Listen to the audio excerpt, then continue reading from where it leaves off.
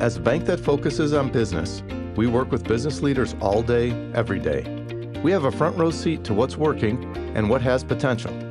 The First Business Bank podcast is dedicated to sharing insights to help you work better, smarter, and faster to achieve your goals. Let's get into the show. Welcome to the First Business Bank podcast. I'm Brendan Freeman, and I'll be your host for today's episode about strategies for paying for higher education. To help explore this topic further, I have wealth advisor Anthony Ursetti with me today. Anthony, would you mind introducing yourself to our listeners?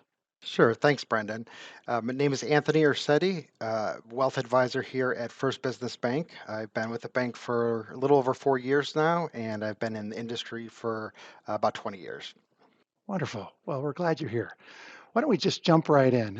Anthony, talking about higher education and with so much concern today about inflation in so many elements of our life, can you share with our listeners some information about the rising costs in higher education? Yeah, absolutely. The cost of college tuition and the cost of higher education in general has gone up 4 times the rate of regular inflation since the turn of the century. So, as we take a look at where we are now and going into the future, that number does not, there's no signs of that actually decreasing in the near future. So that is obviously something that is top of mind for most families, and putting a plan and identifying um, uh, some different ways to pay for college and fund that education is something that is very worrisome to many families. In your role as a financial advisor, I know you do a lot of that work, kind of doing financial planning and trying to project those potential costs. And so, with that rate of increase every year, I'm sure that's significant. And like you said, I'm sure that can be very worrisome for individuals as they're trying to do that planning work. Yeah, absolutely. Okay, so Anthony, let's put ourselves in the minds of parents and perhaps even grandparents who are considering the costs of higher education for their kids and their grandkids.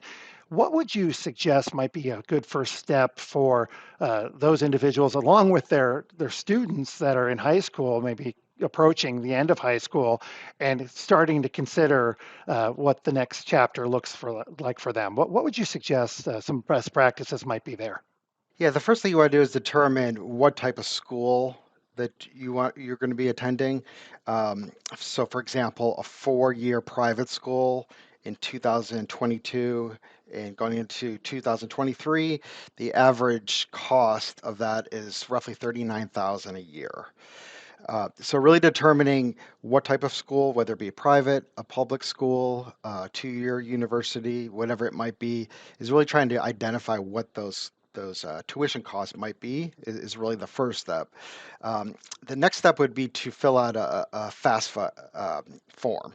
So um, for whatever reason, there's many students who do not fill out that form, or at least complete it in its entirety. And it's not just for lower income, it's really for any student who's going to be attending higher education or university in the near future. So filling out that form in its entirety, and I would recommend, as parents, filling that out with your child as well, because they're going to ask for a lot of information, such as tax returns and so forth. So um, soon as you enter senior year of high school, getting that form submitted is really the first step. The next step is really to identify some scholarships and grants that are out there. So in 2022, there were something like 34 billion um, dollars in scholarships and grants available to students, and less than half of that was actually utilized. So there's some different sites you can go on to search for those. We can get into that in a little bit here, but making sure that you're maximizing all the scholarships and grants are available to you. And those could be from religious organizations, civic organizations, state, local government, private companies as well. So there's a lot of available resources. It's just about planning and making sure that you're using all the resources that are available to you. Yeah, it seems to me that knowledge is power there and trying to explore all the different avenues. You'd hate to see money being left on the table. And so exploring all those different options, making sure that you fill out that FAFSA form. And even if you think that you're not going to be eligible for some type of assistance, it's worth trying, I would guess. Absolutely. Yeah, Yeah, absolutely. especially with the rising costs. Yeah. Yeah, wonderful.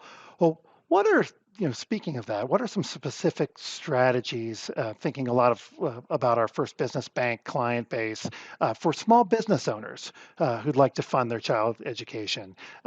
Maybe there's some different things as a business owner that might apply to you that might be relevant that we'd want to share. Yeah, that's a great question. So there are many different creative ways to um, help your child save for college as they are still in school, still in high school, or even in grade school. One option would be to hire your child as an employee of your company. There's no age limit on that, obviously.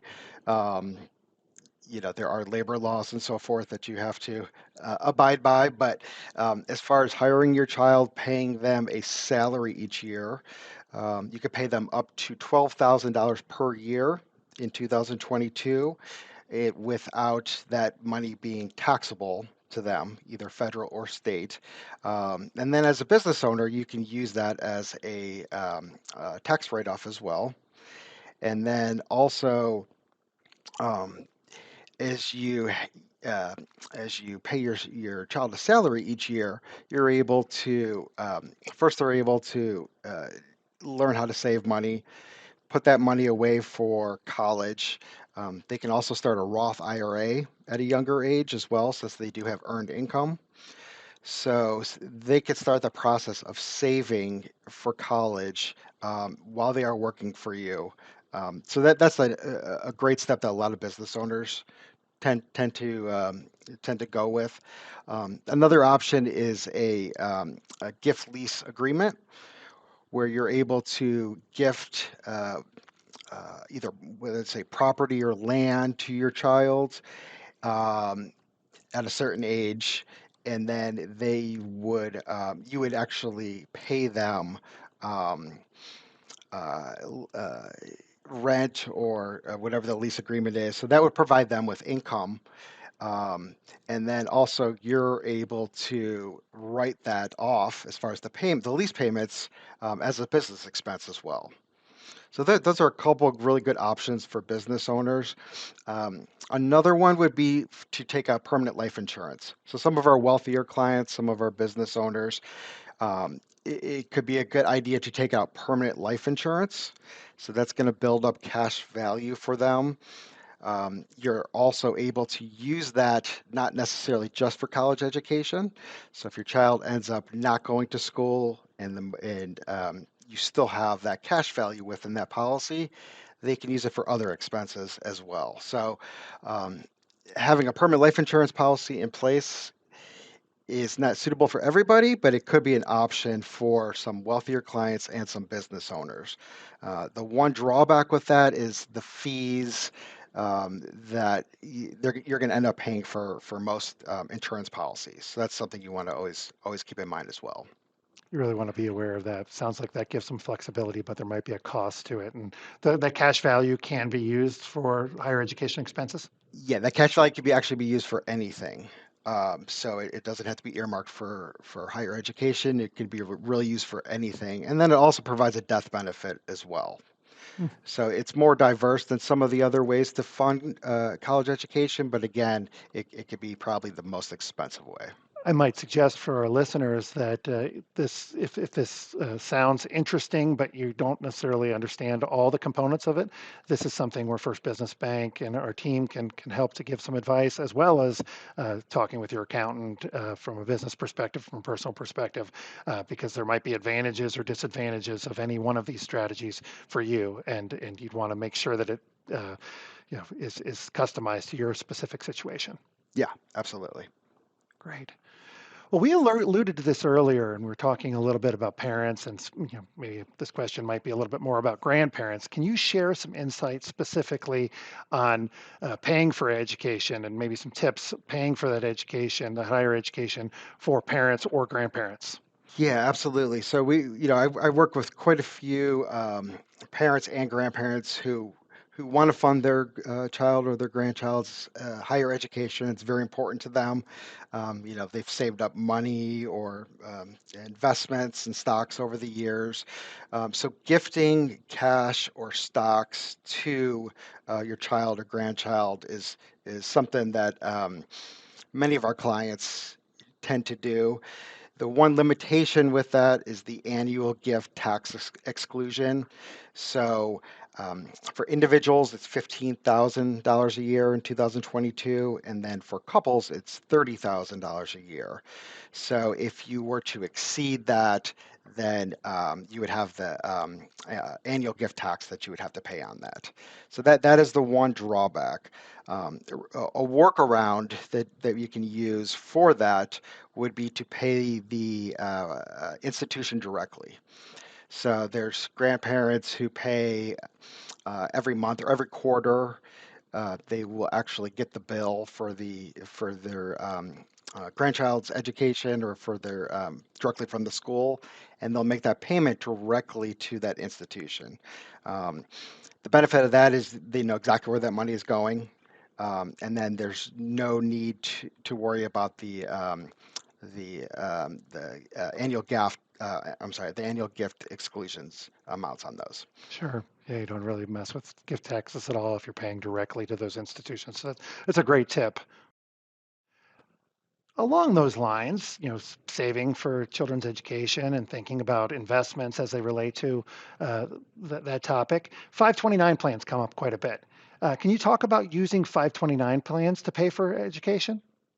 Yeah, 529 plans are the most common way to fund college education for your child or grandchild.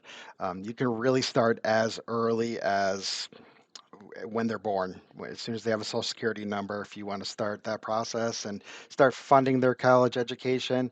Um, many clients we work with, that's important to start from the beginning because that money's going to grow over time. So the sooner the better. Um, the 529 plans, it's going to be tax deferred growth in those accounts. So as long as the funds are used for educational expenses, then there's no tax liability on that. If for some reason that child does not end up going to college or using it for higher education, your two options are really to transfer that to another child or another grandchild, whoever it might be, which you're able to do. Or if you decide to withdraw it, there is a 10% penalty that you would have to pay. And then also that any growth in the account would have to be claimed on your regular income taxes as well.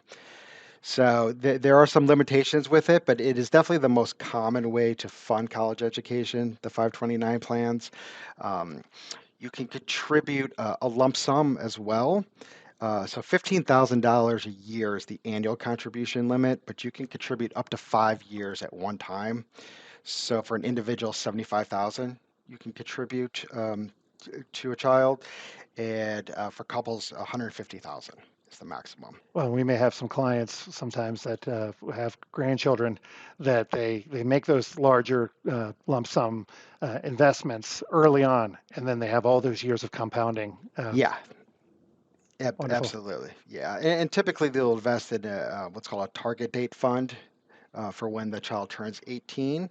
So those type of funds will get more conservative as far as the type of investments as they get closer to um, uh, college age. So Sure. it automatically will rebalance those funds for you, which is great. Lots of good options and lots of good things to think about. And certainly anytime you can get tax-free growth, that's a really good benefit of a Yeah. 529 plan. And being able to pass that within members of the family also is another benefit. Yeah, absolutely.